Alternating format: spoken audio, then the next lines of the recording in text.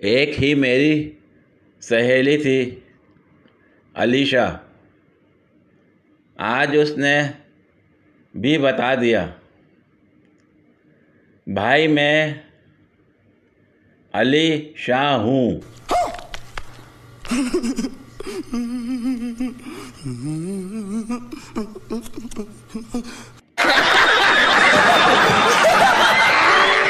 सोचा था कमेटी निकलेगी तो शादी करूँगा, कमेटी वाली ही किसी के साथ निकल गई।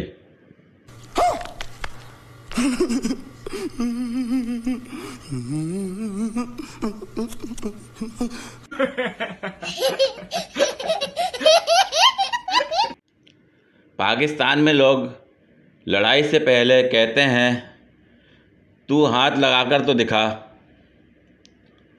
और लड़ाई के बाद कहते हैं तूने हाथ कैसे लगाया। सुन इधर बेटे बात सुन।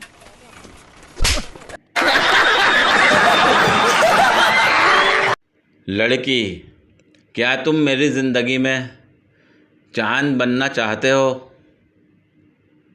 लड़का खुश होते हुए, हाँ क्यों नहीं। लड़की, तो जितनी दूर चांद है तुम भी इतनी दूर दफ़ा हो जाओ। गजब बेइज्जती है। पूरी वीडियो देखने के लिए शुक्रिया। अगर वीडियो पसंद आई हो तो लाइक और शेयर करें, कमेंट में अपनी राय का इज़हार करें। मज़ीद वीडियोस के लिए मेरे चैनल को सब्सक्राइब करें। शुक्रिया।